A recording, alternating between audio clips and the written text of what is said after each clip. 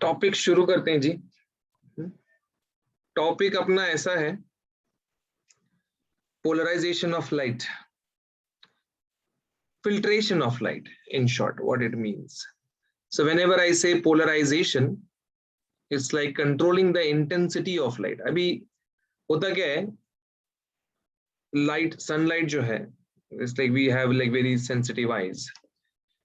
You can stare at the moon, okay, like you can stare at the moon the whole night and you won't feel a glitch in your eyes. But the moment you start staring at the sun somewhere in the afternoon, it becomes very difficult to look after any other thing after that. And it's like almost impossible to stare at the sun with high intensity. But if you wear a sunglass, the same process becomes quite flexible. The same process becomes easy enough to take care about the eyes part. तो भाई ये होता कैसे है polarisation? What is this polarisation का मतलब? In short, polarisation का simple भाषा में मतलब बोलोगे तो फिल्ट्रेशन होता है। हाईफाई लैंग्वेज में अगर हम बात करें, ठीक है, तो it is a process of restricting light to vibrate in one plane. Now in order to understand this definition better, let's have a look at the diagram first. तो ये एक पोलराइज्ड लाइट है और ये एक अनपोलराइज्ड लाइट है। आप देखेंगे यहाँ पे unpolarised light all possible directions में वाइब्रेट कर रहा है, और जो ये पोलराइज्ड लाइट है ये सिर्फ एक सिंगल पर्टिकुलर डायरेक्शन में वाइब्रेट कर रहा है। अब ये अनपोलराइज्ड लाइट और ये पोलराइज्ड लाइट, ये दोनों के दोनों क्या है? Let's have a understanding of it. Generally light में ये जो भी प्रॉपर्टीज हैं, ऑप्टिकल प्रॉपर्टीज जितने भी है, reflection, refraction, diffraction, polarisation, all these properties are responsible because of electric field vector. भले आपके पास यहाँ पे जो हमारा जो यहाँ पे जो कंटेंट है, इस कंटेंट में आपको सिखाया जाता है कि light is a electromagnetic wave. Light में इलेक्ट्रिक फील्ड भी है, मैग्नेटिक फील्ड भी है, बट जो ऑप्टिकल प्रॉपर्टीज है ना guys, that is purely due to the electric field vector. So light ये पॉसिबल प्लेन में वाइब्रेट कर सकता है, वर्टिकल प्लेन में। लाइट ऐसे एक इंक्लाइन प्लेन में वाइब्रेट कर सकता है, लाइट एक ऐसे इंक्लाइन प्लेन में वाइब्रेट कर सकता है, लाइट एक इस तरीके के प्लेन में भी वाइब्रेट कर सकता है। अब इतना सारा चीज एक साथ रिप्रेजेंट करना, सिंबॉलिकली बनाना बहुत डिफिकल्ट है, तो हमने सोचा कि ऐसे बनाए, तो ये भी कुछ खास कन्विंसिंग नहीं लगा। फिर हमने सोचा जैसा बी दिख रहा है वैसे बनाए, वो भी कुछ खास कन्विंसिंग नहीं लगा। फिर अल्टीमेटली एक एस्थेटिक सिंबल हमने चुना। हमने बोला कि we just draw arrow and dot. Arrow representing the vertical plane and dot representing the horizontal one. तो हमने सोचा कि भाई arrow और dot बनाएंगे, and this is how the whole thing looks like with arrow and dot stuff. तो arrow and dot मतलब ऐसा नहीं कि लाइट सिर्फ दो पॉसिबल प्लेन में वाइब्रेट कर रहा है। Like instead of showing all the possible planes, हमने दो चुना। हमने बोला कि दो परपेंडिकुलर चीज को चुन लिया, और ये नॉन पोलराइज्ड लाइट बोलो, अनपोलराइज्ड लाइट बोलो या ऑर्डिनरी लाइट बोलो, ये उस चीज को यहाँ पे रिप्रेजेंट करता है। तो प्लेन पोलराइज्ड लाइट क्या होता है? प्लेन पोलराइज्ड लाइट वो है जो सिर्फ एक पर्टिकुलर सिंगल प्लेन में वाइब्रेट करता है। फॉर एग्जाम्पल वर्टिकल प्लेन मतलब सिर्फ वर्टिकल प्लेन में वाइब्रेट करेगा, एरोज दिखेंगे वहां पे। व्हेन आई से हॉरिजॉन्टल, ये देखो अभी यहाँ पे वर्टिकल का देखो, यहाँ पे एनिमेशन देखो कैसा है। ये एक प्लेन पोलराइज्ड लाइट है जो सिर्फ और सिर्फ वर्टिकल प्लेन में वाइब्रेट कर रहा है। लाइकवाइज अगर तुमको मैं दिखाऊं यहाँ पे हॉरिजॉन्टल प्लेन पे जो वाइब्रेट कर रहा है, it's just dots which are representing, देखो ना, डॉट डॉट डॉट दिख रहे हैं, ये यहाँ पे हॉरिजॉन्टल प्लेन है इस तरीके से। तो आपको दिखेगा ये इलेक्ट्रिक फील्ड का जो वेक्टर्स है यहाँ पे सिर्फ हॉरिजॉन्टल प्लेन में वाइब्रेट कर रहा है। तो जब कभी भी एक सिंगल प्लेन में वाइब्रेट करता है तो we can say it's a plane polarised light. But ये अनपोलराइज्ड लाइट से लेके प्लेन पोलराइज्ड लाइट का जो जर्नी है, ये कैसे तय होता है? तो उस प्रोसेस को हम लोग कहते हैं कि ये पोलराइजेशन है। So what is polarisation? Polarisation is the process of restricting, forcing, permitting light to vibrate in one particular plane perpendicular to the direction of propagation of wave is called polarization. बात समझ रहे हो? It is the process of restricting, मतलब light जो हर जगह हर possible plane में vibrate कर रहा था उसको मजबूर कर देना एक सिंगल प्लेन में वाइब्रेट करने के लिए। अब कैसे मजबूर कर देते हैं हम लोग, कैसे फोर्स कर देते हैं, तो we use crystals, we use crystals as filters.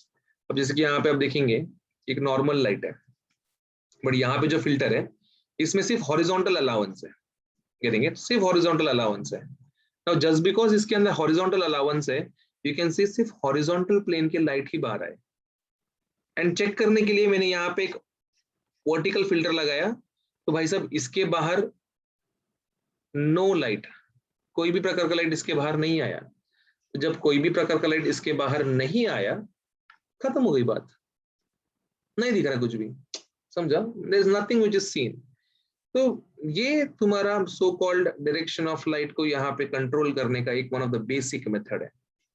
इसको अगर हम दिखाएं एक अच्छे डायग्राम में, तो this is how we represent unpolarised light, और ये मेरा पोलराइजर, एक पोलरॉइड क्रिस्टल जो पोलराइजेशन का काम करता है उसको हम पोलराइजर कहते हैं।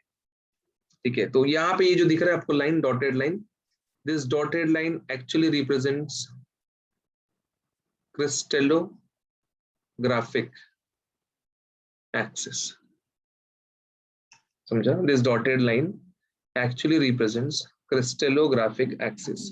एंड ये जो क्रिस्टलोग्राफिक एक्सिस यहाँ पे रिप्रेजेंट हो रहा है, इस क्रिस्टलोग्राफिक एक्सिस का खासियत ये है कि जो भी लाइट इस एक्सिस के पैरेलल वाइब्रेट करेगा ये उनको ही अंदर छोड़ेगा, बाकी किसको भी अंदर नहीं लेगा।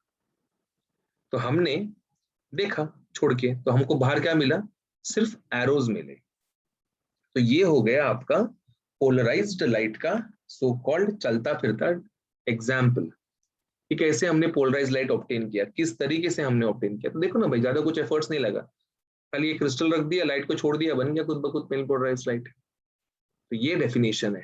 तो एग्जाम में जब पूछेंगे तो आपको ये जरूर बताना है, वहां पे स्क्रीनशॉट लेके रखिएगा इस चीज का, काफी रेयर कॉन्सेप्ट है ये, और इतने अच्छे तरीके से काफी कम जगह पे ही एक्सप्लेन किया हुआ है, तुम्हारे सामने है तो इसको छोड़ना मत। Done sir. ओके, तो after passing through the crystal, light जिस प्लेन में वाइब्रेट करता है उस प्लेन को प्लेन ऑफ वाइब्रेशन कहते हैं। हाँ, क्या बोल रहा है सर? क्रिस्टल से मतलब सिर्फ जो लाइट जा सकता है वही जाएगा ना पोलराइज, पूरा का पूरा लाइट वेव्स नहीं जाएगा ना? नहीं, खाली वही प्लेन जाएगा, बाकी के कोई प्लेन नहीं जाएंगे बाहर। Okay okay sir. तो यहाँ पे आप देख रहे हो, after passing through the polariser, light जिस प्लेन में वाइब्रेट करता है उसे हम कहते हैं प्लेन ऑफ वाइब्रेशन। ठीक है, मतलब क्रिस्टल में से पास होने के बाद जिस प्लेन में लाइट वाइब्रेट करता हुआ दिखेगा उस प्लेन को हम लोग क्या नाम देंगे भाई, उस प्लेन को हम लोग नाम देंगे प्लेन ऑफ वाइब्रेशन।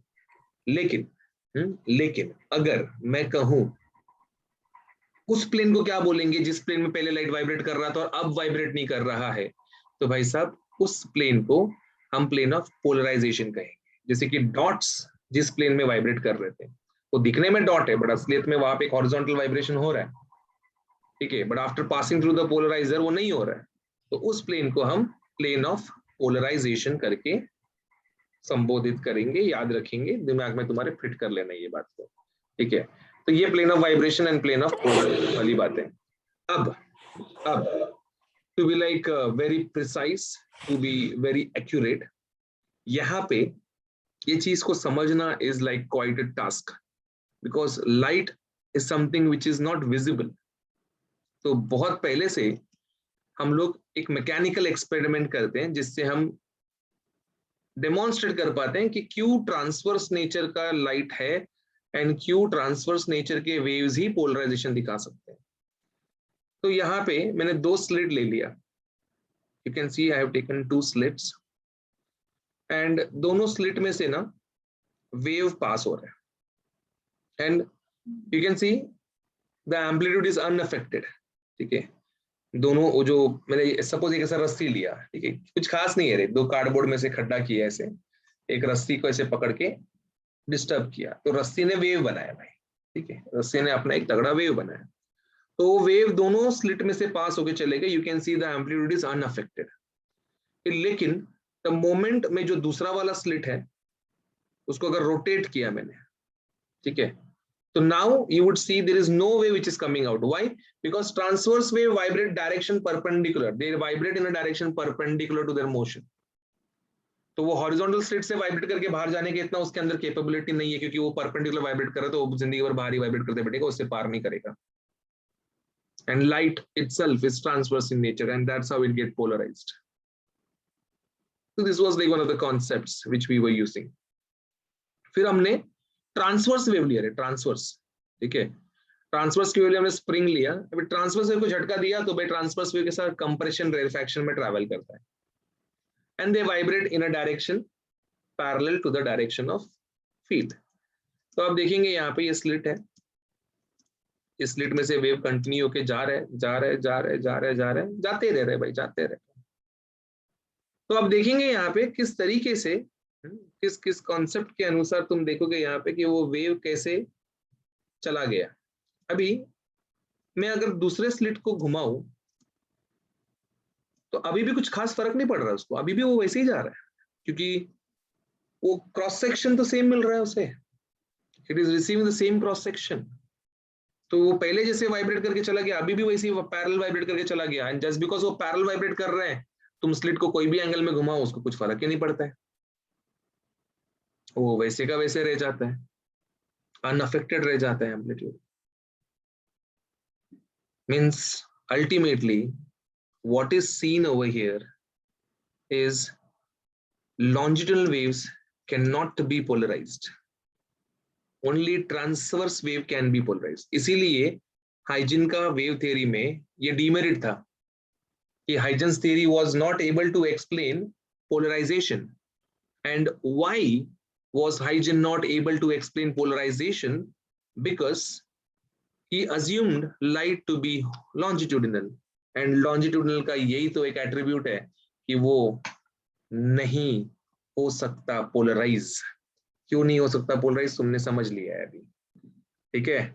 बट अभी एग्जाम में तो हम ऐसे सब दिखा नहीं सकते भाई, एग्जाम में तो हमको ऑप्टिकल एक्सपेरिमेंट करना पड़ता है. तो optically what we do is like we just do the same thing, ठीक है. हम लोग डायग्राम कैसे बनाएंगे, हम लोग बोलेंगे भाई ये ऐसे नॉन पोलराइज लाइट है, ठीक है. ये नॉन पोलराइज लाइट, अभी ये तो सिंबल हमने सोचा नहीं, हम लोग ने क्या सोच रहे, नॉन पोलराइज लाइट का सिंबल क्या सोचा है हम लोगों ने, So vertical line arrow and dot. ठीक है. तो हम लोग वही बनाएंगे, ठीक है. Instead of drawing all this thing हम ये बनाएंगे भाई साहब. सामने हमने एक पोलराइजिंग क्रिस्टल रखा हुआ है, ठीक है. Now this polarising crystal it is made from very specific material. आगे जाके आएगा इसके ऊपर बात, तब मैं इसके मटेरियल्स वगैरह रिवील करूंगा आपको कि कौन से मटेरियल से ये सब चीजें बनाई जाती है. Now you can see the light is vibrating and it is hitting this crystal. क्या निकलेगा गाइस बाहर इसमें से, वर्टिकल लाइन से, तो वो एरो बाहर आएगा खाली, है क्या नहीं. तो वो चीज को वेरीफाई करने के लिए मैंने एक एनालाइजर को कनेक्ट किया. I have connected an analyser to analyse the same thing. तो यहाँ पे जो इंटेंसिटी का लाइट था वो सेम इंटेंसिटी का लाइट यहाँ पे भी आया. लेट्स से यहाँ पे सपोज कुछ 4 कैंडेला इंटेंसिटी का लाइट था, तो यहाँ पे भी 4 कैंडेला इंटेंसिटी का लाइट आया without any further filtration. Means what, plane polarise हो चुका है वो. अब अगर मैंने क्रिस्टलोग्राफिक एक्सिस को थोड़ा भी टर्न किया तो लाइट से नो लाइट चुटकी में भाई साहब करेंगे. There is no more light which is possible in further direction. सीधा नो लाइट हो गया, वो अंधेरा हो जाता है, डार्क हो जाता है, समझा.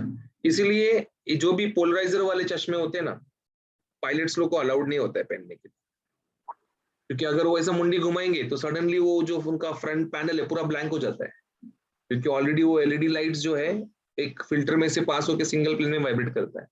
That is the reason they are not allowed to use polarised glasses, because they may miss out some important notification because of the polarizing angle. तो ये ऐसा पोलराइजेशन फिनोमेना है. इसके बहुत सारे एप्लीकेशन है, बड़े बड़े चीज हम लोग ने इसके यूज किए. अभी एक एक करके स्टार्ट करते हैं.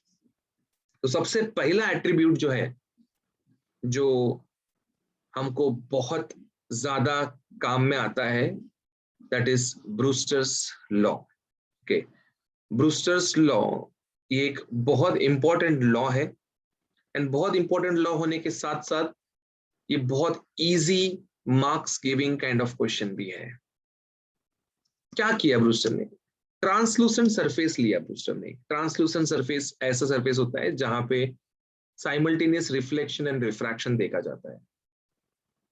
तो ब्रूस्टर ऐसे ही बैठा था एक दिन, उसने बोला कि चल मैं एक्सपेरिमेंट करता हूँ, एंड एक्सपेरिमेंट में क्या करूंगा, मैं लाइट छोड़ूंगा, ठीक है, एंड मैं हर पॉसिबल एंगल पे लाइट को इंसिडेंट कराऊंगा, एंड आई वुड सी कि रिफ्लेक्टेड रे एंड रिफ्रैक्टेड रे कैसे बिहेव करते हैं। तो उसने लिया, ऑर्डिनरी लाइट लिया, एक अनपोलराइज्ड लाइट लिया, हिट कराया जमीन पे। तो जैसे वो हिट करा था, कुछ अमाउंट ऑफ लाइट रिफ्लेक्ट हो जाते हैं, कुछ अमाउंट ऑफ लाइट रिफ्रैक्ट हो जाते हैं। तो उसने अलग अलग एंगल पे किया ये चीज, ठीक है, एंगल को बदली किया, कभी इधर कभी उधर कभी इधर कभी उधर, ऐसे अलग अलग एंगल करके अल्टीमेटली एक ऐसा खतरनाक पर्टिकुलर एंगल उसको मिला जहां का ऑब्जर्वेशन उसका होश उड़ा दिया भैया। खतरनाक ऑब्जर्वेशन देखने को मिला उसको। क्या क्या ऑब्जर्वेशन को देखने मिला भाई, क्या क्या ऑब्जर्व किया भाई साहब ने, चलिए हम भी देखते हैं। सबसे पहले उसने ऑब्जर्व किया कि भाई एक ऐसा खतरनाक कुछ तो एक एंगल ऑफ इंसिडेंस था जिसको वो पोलराइजिंग एंगल कहते हैं, कुछ लोग उसको एंगल ऑफ पोलराइजेशन कहते हैं, कुछ लोग उसको ब्रूस्टर्स एंगल कहते हैं। एंड उन्होंने कुछ ऑब्जर्व किया। क्या ऑब्जर्व किया? उन्होंने ऑब्जर्व किया कि the reflected ray is completely polarised. देखो ना, जो रिफ्लेक्टेड रे है वो पूरा पोलराइज, देखो ना, सिर्फ डॉट डॉट डॉट दिख रहे, देखो ना उसमें सिर्फ डॉट दिख रहे, सिर्फ dot, it is completely polarised. तो उन्होंने देखा कि the refracted ray is partially polarised. ये पार्शियली पोलराइज्ड मतलब एक्चुअली क्या है ना, यहाँ पे जो है ना, यहाँ पे थोड़ा डायग्राम में करेक्शन है कि क्या अभी पार्शियली मतलब क्या, इधर सिर्फ एक बार एरो दिखेगा, सिर्फ एरो, एंड दूसरी बार एरो विद डॉट, फिर एक बार सिर्फ एरो दिखेगा, फिर दूसरी बार एरो विद डॉट, फिर उसके बाद सिर्फ एरो दिखेगा, फिर एरो विद डॉट, क्योंकि इसमें का डॉट ही तो उधर गया ना भाई, law of conservation of energy, नया थोड़ी पैदा होगा उधर पे कुछ, समझा? तो reflected ray is completely polarised, refracted ray is partially polarized, plus you can see the reflected ray and the refracted ray are actually perpendicular to each other, you can see the angle between them, okay, and the vibration of the point number 3, point number 4 is same, the vibrations of reflected ray and the refracted ray are perpendicular to each other, obviously you can know that part of the dots hai or either arrow hai, so that makes no more sense to discuss over it. So but yeah, very true, this is the actual concept behind understanding all the parameters. तो Brewster's law का numerically कैसे पहचानेगा? बच्चा पूछता है कि sir मैं ऐसे कैसे पहचानूं कि ये ब्रूस्टर्स लॉ का क्वेश्चन है? तो भाई देख, ये तेरे सामने जो चीज है इससे पहचान ले, ठीक है, ये बेस्ट है। ये 4 लाइन में से कुछ ना कुछ लाइन देखो हमेशा न्यूमेरिकल में दिखेगा, इसको यूज करके पहचान लेने का, ठीक है। अब बच्चा बोलता है कि सर स्टेटमेंट क्या दिया ब्रूस्टर ने, एग्जाम में तो स्टेटमेंट पूछेंगे। तो ये ब्रूस्टर्स लॉ का स्टेटमेंट है, one of the most easiest statement. Refractive index of denser medium with respect to rare medium is given by the tangent of polarising angle. जिसको ये समझता नहीं है, ये फॉर्मूला याद रखो खाली, mu is equals to tan of IP और IP is equals to tan inverse of mu. और ये जो mu equals to tan of IP है, इसको ही उन्होंने यहाँ पे स्टेटमेंट में कन्वर्ट किया है। देखना, म्यू मतलब क्या रे? म्यू का मतलब होता है refractive index of denser with respect to denser rare medium. तो यहाँ पे वो लिखा हुआ है पहले लाइन में, इक्वल टू के जगह पे इज गिवन बाय लिखा है, tan का फुल फॉर्म होता है टेंजेंट, IP मतलब पोलराइजिंग एंगल। तो फॉर्मूले को ही यहाँ पे उन्होंने सेंटेंस में कन्वर्ट किया है।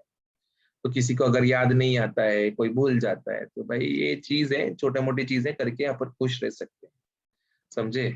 तो refractive index of denser medium with respect to rare medium is given by the tangent of polarising angle. ये ब्रूस्टर्स लॉ का एक मस्त वाला स्टेटमेंट है जी। स्क्रीनशॉट ले लीजिए भाई साहब इस चीज का, एग्जाम में कभी कभी सिर्फ स्टेटमेंट पूछते हैं 1 मार्क के लिए, क्या बेटर हो सकता है? सर बट एक्चुअली ब्रूस्टर्स ने क्या बोला कि वो एंगल को ही उसने एक्सप्लेन किया ना, tan वाला।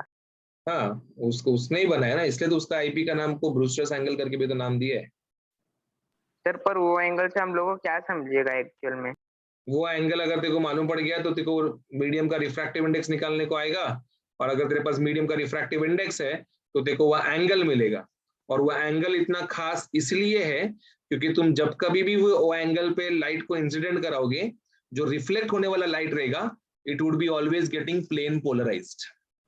समझा? फॉर ओके एग्जाम्पल तुम्हारे गाड़ी में हेडलाइट्स होता है क्या नहीं?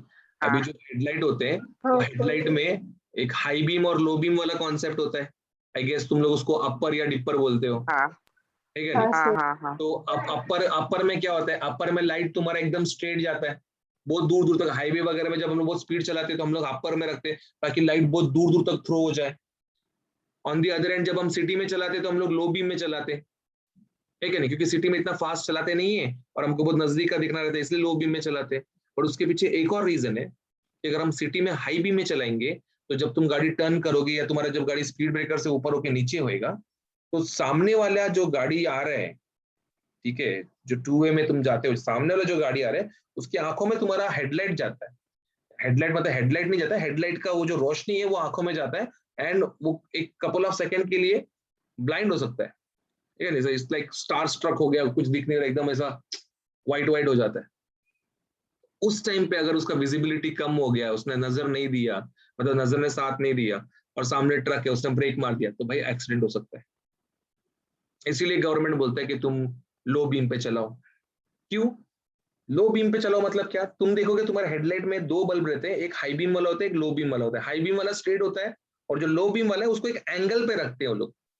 मन में आया वो एंगल पे नहीं रखते, दे कैलकुलेट एन एंगल एंड वो एंगल पे वो लोग छोड़ देते। तो क्या होता है, जब कभी भी वो रे ऑफ लाइट गिरता है it always hits at polarising angle. तो उससे क्या होता है, लाइट जो रिफ्लेक्ट हुआ वो रिफ्लेक्टेड लाइट प्लेन पोलराइज रहता है। तो वो प्लेन पोलराइज लाइट का इंटेंसिटी कम रहता है, तो तुम्हारे आंखों में जब जाता है तुमको चुभता नहीं है वो लाइट। समझा? तो ये इतना बड़ा महान काम किया है भाई ब्रूस्टर ने।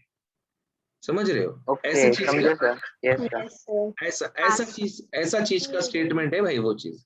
ओके, तो अभी ये जो चीज हमने समझा, इसको प्रूव भी करना पड़ता है एग्जाम में। 3 मार्क का प्रूफ आता है भाई इसका, और अगर तुमने ढंग से प्रूफ दिया नहीं तो फिर बैंड बच जाएगा। तो चलिए देखते हैं भाई प्रूफ की तरफ। फिर वही चीज बोला यहाँ पे कि वो पोलराइजिंग एंगल वगैरह देके रखा है उन्होंने यहाँ पे, उसको ही ब्रूस्टर्स एंगल कहते हैं, एंगल ऑफ पोलराइजेशन भी कहते हैं। फिर प्रूफ, हाँ चलो प्रूफ देखते हैं। प्रूफ, अभी प्रूफ के लिए यू कैन सी यहाँ पे आईपी है, R dash represents reflection, R represents angle of refraction, और बीच में परपेंडिकुलर है। गाइस ये जो एमएम डैश है, एमएम डैश, ये एमएम डैश क्या है रे? पहचानते हो क्या इसको? तुम क्या बोलते हैं इसको एमएम डैश को? नॉर्मल इट्स अ नॉर्मल, है क्या नहीं? And when I say normal means it's a plane line, it's a linear line. एंड एक लीनियर लाइन का क्या एंगल होता है रे, ऐसा वाला पूरा मिलाएगा तो 180। 180 होता है ना? मतलब आई कैन से इधर से लेके इधर तक जो भी एंगल है उनको अगर मैंने ऐड किया तो 180 हो जाएगा। Yes sir. मतलब if I do r dash plus 90 plus r, then that would come up as 180। 180 degree, 180 ठीक है? लेकिन according to the law of reflection, r dash is something which is nothing but equals to ip, because I according to the law of reflection, angle of incidence and angle of reflection is same. is equal to yes हाँ, sir। तो ये हो जाएगा यहाँ पे ip plus r, क्योंकि ये वाले को हम भेज रहे हैं इधर, तो वो हो जाएगा वहां पे जाके 180 माइनस 90। कितना आएगा 180 minus 90? It would B 90 degree. 90 90 समझा? तो ये अपने आप में एक फॉर्मूला है गाइस, ठीक है? ये अपने आप में एक फॉर्मूला है, और I can write it as r is equals to 90 minus ip, 90 minus IP। ठीक है? तो ये मुझे यहाँ पे r मिल गया।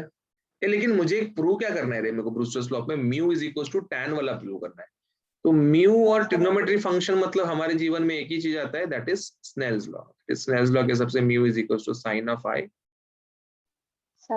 साइन ऑफ r होता है। तो देयरफॉर क्या होएगा, म्यू इज इक्वल्स टू, यहाँ पे i कितना है रे, यहाँ पे i की जगह पे ip है, ठीक है, आर की जगह पे आर ही लिख रहा हूँ, but instead of R what I can write, R की जगह पे I can write 90 minus IP, right? 90 minus IP. हाँ sir, And guys, what is sin 90 minus theta? ये sin 90 minus theta कितना है रे? cos theta. हाँ, इतना कैसे होता है भाई? sin 90 minus theta is cos theta. तो sin 90 minus IP would be cos IP. तो sin IP upon cos IP is equals to क्या हो जाएगा? Tan IP. tan IP, Is equals to tan IP हो जाएगा। समझ रहे? हाँ सर. समझा? तो ये ऐसे तुमको 3 मार्क के लिए mu is equal to tan of IP prove करने का मौका मिलता है। ज्यादा बड़बड़ वगैरह करने का नहीं, सिंपल तरीके से एक्सप्लेन करके वहां पे 3 मार्क लेके भाग जाने का। क्लियर? समझ में आ गया सबको ये part? yes Yes. sir, Yes sir. Yes, हाँ sir. चलो, ये चीज तुम्हारा मेन यहाँ पे कंप्लीट हो गया।